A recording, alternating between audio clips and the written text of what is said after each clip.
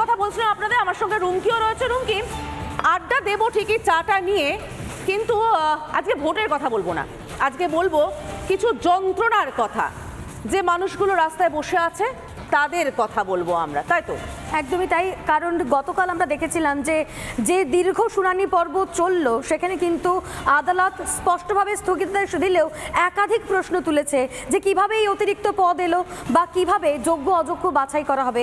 এই সমস্ত প্রশ্নের উত্তর আমরা হয়তো পাবো আগামী দিনে, কিন্তু প্রশ্ন তো উঠলো সমাপিতা, প্রশ্ন উঠলো। এবং কাল আদালতে শুনানি পর্বে ঠিক কি হলো, কি বলছেন আইনজীবী ফেরদৌস শামীম আর একজন আইনজীবী সিপিএম এর রাজ্যসভা সাংসদ বিকাশ রঞ্জন ভট্টাচার্য, আমরা শুনে নেব।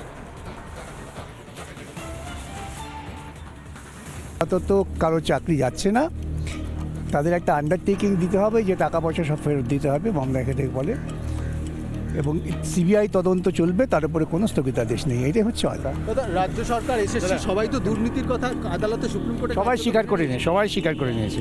সিস্টেমিক দুর্নীতি তো বটেই, তার কারণ হচ্ছে দেখুন, যারা রেকমেন্ডেটরি অথরিটি তারাই স্বীকার করছেন যে হ্যাঁ সেখানে ভুল হয়েছে, সেখানে অ্যাপয়েন্টমেন্ট সেখানে নির্দিষ্টভাবে নিয়ম ভঙ্গ করে দেওয়া হয়েছে। আমাদের বক্তব্য অত্যন্ত পরিষ্কার যে যোগ্য প্রার্থীরা তারা যেমন থাকুক, কিন্তু অযোগ্যদের একজনেরও চাকরি থাকা উচিত নয়। কিন্তু সেই জন্য আজকে সুপ্রিম কোর্টের যে নির্দেশ, হাইকোর্টের জাজমেন্টের সাপেক্ষে, যে অন্তর্বর্তীকালীন স্থগিতাদেশ উইথ এ রাইডার, যে যারা ইললিগাল অ্যাপয়েন্টিজ বলে আইডেন্টিফাইড হবে, পরবর্তীতে যাদের চাকরি চলে যাবে তাদের কিন্তু প্রত্যেকের স্যালারি ফেরত দিতে হবে।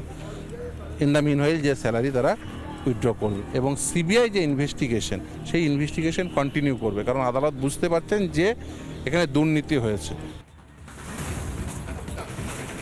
প্রশ্ন তো এখানেই রুমকি, সব থেকে বড় প্রশ্ন এটাই যে সত্যি অযোগ্যরা কেন চাকরি করবে, সাদা খাতার শিক্ষকেরা কেন স্কুলে পড়াবে, এবং তার জন্য কেন যোগ্যরা পথে বসে থাকবে? কেনই বা সত্যি যারা নিজেদেরকে যোগ্য বলে দাবি করছেন, যদি সত্যি যোগ্য হয়ে থাকে, যদি সত্যি তাদের খাতাগুলো সাদা না হয়ে থাকে, তাহলে তারাই বা কেন এতদিন পরে এসে এইভাবে রাস্তায় বসবেন? কেন এই অবস্থা হবে তাদের? নিশ্চিতভাবে এই প্রশ্নটা তো উঠবেই। আমরা যাব আলোচনায়, অতিথিদের সঙ্গেও আলাপ করাবো, কিন্তু তার আগে আমরা একবার শুনে নেব যারা নিজেদের যোগ্য বলে দাবি করছেন, চাকরিহারা যারা পথে বসে রয়েছেন, তারা কি বলছেন, শুনুন। এসএসসি রাজি হয়েছে যে তারা যারা যোগ্য তাদের নামের তালিকা দেবে, যেটা এতদিন তারা রাজি হয়েছিল না, এবং আমরা চাইছি, আমাদের এরপরে দাবি থাকবে যে তারা তথ্য প্রমাণ সহ নামের তালিকা দিক, যাতে আর কখনো সেই যোগ্য তালিকার ওপর কোনো রকম কোনো প্রশ্নচিহ্ন না আসে। আমাদের পরবর্তী পদক্ষেপ সংগ্রামী যৌথ মঞ্চ যোগ্য চাকরিহারাদের হয়ে সুপ্রিম কোর্টে মামলা লড়ছে, সেদিকে সুপ্রিম কোর্টে আমাদের নজর থাকবে। এসএসসি তো স্বীকারই করেছে এক প্রকার যে কারা দুর্নীতির সুবিধা পেয়ে চাকরিটা নিয়েছে আর কারা যোগ্য। আমাদের বিশ্বাস আছে আমরা ঘুষ দিইনি, সুতরাং আমরা যে সেই মেধাযুক্ত তালিকায় থাকব এ বিশ্বাস আমাদের আছে। ঠিক এই জায়গাটাতেই প্রশ্ন উঠছে যে মেধা তালিকায় কারা রয়েছেন তার হিসেবটাও কিন্তু এসএসসি সঠিকভাবে দিতে পারেনি, ভরসা করতে হয়েছে সিবিআইকে। এবং তার থেকেও বড় কথা কি জানেন, গতকাল শুনানি পর্বে বেশিরভাগ সময় অন্তত 3 ঘন্টার উদ্বেগ আমরা দেখতে পেলাম, যেখানে রাজ্য সরকার ভীষণভাবে উদ্বেগে রয়েছে যে হুজুর সংসদীয় গণতন্ত্রে বিপদ না হয়ে যায়। কেন এই আশঙ্কার জায়গা তৈরি হচ্ছে, আমরা এই নিয়ে আলোচনা করবো। আমার সঙ্গে রয়েছেন বিশিষ্ট অতিথিরা, আমি আলাপ করে দিতে চাইবো। একদম ডান দিকে রয়েছেন তন্ময় মুখার্জি, বিজেপি মুখপাত্র, রয়েছেন অধ্যাপক ঝন্টু বড়াই, এবং আমার বাদিকে রয়েছে রুদ্রাঙ্ক সান্যাল, রাজনৈতিক কর্মী, মনে প্রাণে যিনি রাজ্যের শাসক দলের সমর্থক। এবং সেই কারণে রুদ্রাঙ্ক, আপনাকে দিয়েই শুরুটা করব। রাজ্য সরকার বলছে আমরা চাকরি হারাদের জন্য গিয়েছি সুপ্রিম কোর্টে, তাদের চাকরিটা বাঁচাতে। শুনানি স্থগিত, আপাতত স্বস্তির জায়গা, কিন্তু শুনানি পর্বটা দীর্ঘ। আপনি যদি লাইভ লতে দেখেন, প্রতিটা শব্দ যদি পড়ে থাকেন, তাহলে আমার প্রশ্ন, 3 ঘন্টা রাজ্য সরকারের ঠিক কোন উদ্বেগটা কাজ করছিল বলুন তো? চাকরি হারাদের উদ্বেগ, না মন্ত্রিসভা বাঁচানোর উদ্বেগ? না, এখন সারা দেশে যে উদ্বেগটা কাজ করছে সেই উদ্বেগটা এখানে মানে বিভিন্ন জায়গায় দেখা যাচ্ছে। ধরুন একটা রাজনৈতিক দল তারা লড়াই করতে পারছে না বা তারা রাজনৈতিকভাবে পঙ্গু হয়ে যাচ্ছে, কারণ তারা গরিব মানুষ থেকে শুরু করে দুস্থ মানুষকে পিছিয়ে দিয়েছে। দাঁড়ান, এরা কি করছে এখন এই রাজ্যে? রাম এবং বাম মিলে মানুষের চাকরি খাওয়ার পরিকল্পনা করেছে। তার মধ্যে গায়ে লেগে গেছে, বলতে না বলতে গায়ে লেগে গেছে। মানছেন তো? গায়ে লাগবে কেন? আপনার গায়ে লাগবে কেন? চিন্তা করে থাকেন তাহলে বুঝতে পারছেন। আবার প্রশ্ন শুনো না, আপনারা কন্ট্রোল করার চেষ্টা করছেন কিন্তু পারছেন না। আপনাদের দলের নেতা বলেছিল যে যদি দেখা যায় কোনো বিচারপতি বিচার ব্যবস্থা থেকে ছেড়ে দেওয়ার পর কোনো রাজনৈতিক দলে ঢুকে যায়, আমরা দেখতে পাচ্ছি প্রার্থী হয়ে গেছে, তাহলে মানতে হবে যে সেই রায়গুলো সেই দলের প্রতিপক্ষ। রুদ্রাঙ্ক, সুপ্রিম কোর্ট কিন্তু গতকাল একবারও বলেননি অভিজিৎ গঙ্গোপাধ্যায়ের কথায় কোথাও কোনো ভ্রান্তি ছিল, একবারও নেগেট করেনি। আপনি কি আচ্ছা আমার রুদ্রাঙ্ক একটা কথা বলুন, আপনি কি লাইভ ল বা বার কাউন্সিলের যে লেখাগুলো বেরিয়েছে কালকে শুনানি পর্বে তার একটা শব্দও পড়েছেন রুদ্রাঙ্ক? একটা শব্দও পড়েছেন রুদ্রাঙ্ক? আমাকে বলুন, আমাকে ছোট্ট করে শুধু উত্তর দিন, আপনি কি একটা শব্দও পড়েছেন? আমি আপনাকে লাইনগুলো তুলে বলবো, আমার কাছে রয়েছে, আমি লাইনগুলো পড়বো। যেখানে সুপ্রিম কোর্ট পরিষ্কার বলছে যে এটা ভয়ঙ্কর একটা প্রবণতা চলছে, আমি আবার বলছি ভয়ঙ্কর একটা প্রবণতা।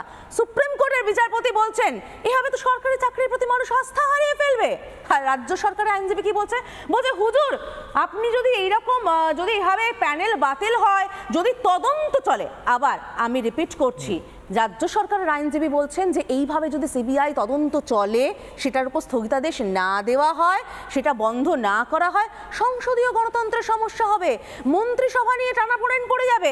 ঝন্টু বাবুর পরে কাছে আমি চলে যাবো। ঝন্টু বাবু, কি অদ্ভুত না, রাজ্য সরকার তাদের 3 ঘন্টা ধরে উদ্বেগ যে মন্ত্রিসভা নিয়ে টানাপোড়েন শুরু হয়ে যাবে, তাই না?